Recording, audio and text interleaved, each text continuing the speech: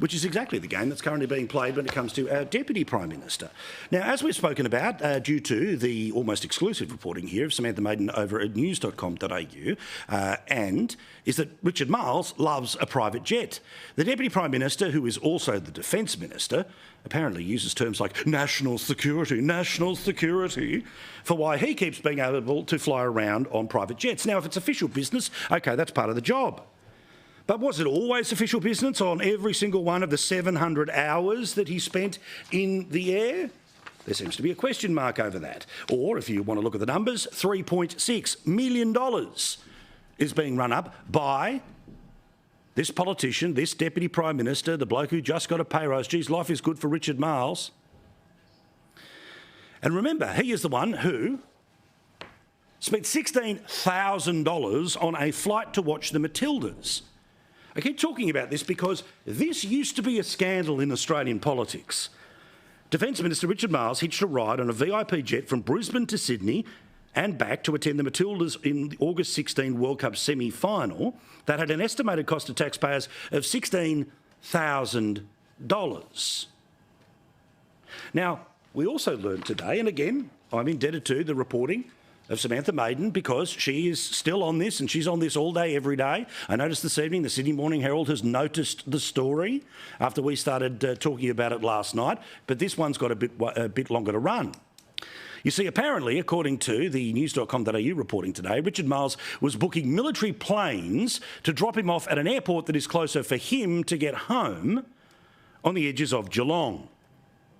Deputy Prime Minister Richard Marles is booking military planes to pick him up and drop him off at Avalon Airport, closer to his home in Geelong, saving himself about an hour of chauffeur-driven car time from Melbourne.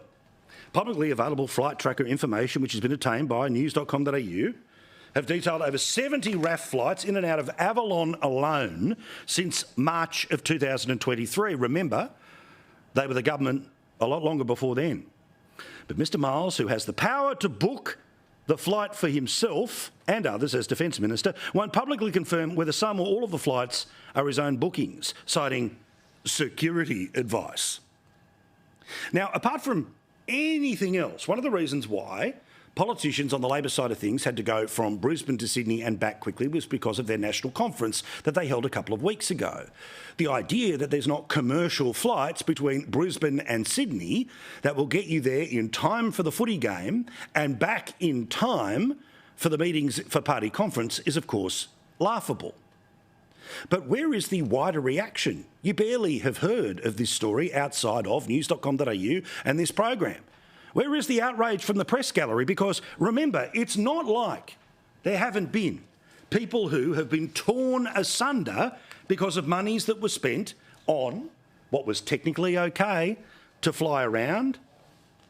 And of course, I'm speaking about our dear friend Bronwyn Bishop. Remember the reaction about the chartered helicopter. Oh, they went on and on and on and on, and hers was $11,000 cheaper than the Marles private flight to and from a Matildas game. In fact, our mate Bronwyn actually spoke to news.com.au about this, so I'm not saying anything behind her back. I think people were stunned when those figures were released. It looks like that he's using it like a taxi service. I was gobsmacked. I mean, how is anyone running up deals like that as Deputy Prime Minister is amazing. I think the thing that shocks me more, to be honest, is that there's no demonstration or purpose given to the trip. And there was also part of the rules to say it's a security issue just isn't true. And as she always says, and says so beautifully, and every day that passes, she is more right. There's certainly one rule for socialists and another for everyone else. We, of course, will have Bronwyn on the show a little bit later in the week, and I'm sure she will have plenty to say about Richard Marles. But could somebody please explain to me why a media that is so fascinated in every little process scandal about politicians that they don't like doesn't think that there is anything to see here in a story about why the Deputy Prime Minister was on a taxpayer-funded jet to go to a football game when there were plenty of commercial flights. This thing was not held at a weird time in a weird part of the country. It was Brisbane. It was Sydney. You can catch a late night flight or an early morning flight, depending on where you want to wake up or where you have to go on those particular days. But there's nothing to see here. There's no questions. Let's just pretend this bloke has no reason to jump in front of the media. Remember, the Bromma Bishop situation, $5,000, and it went on for how many days?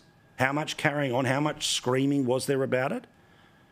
Well, this cost $16,000, part of $3.6 million, which have already been racked up on these VIP flights.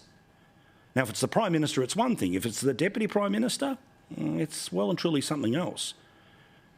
Now, quite interestingly, there's also a decision here where we will not know about MPs' travel until maybe the end of the financial year of 2023 going into 2024. Why? Well, you see, they've made a decision not to announce anything about who is flying on these trips. And apparently the computer system that follows this stuff is really stuffed up at the moment and we can't use it. We can't access the information.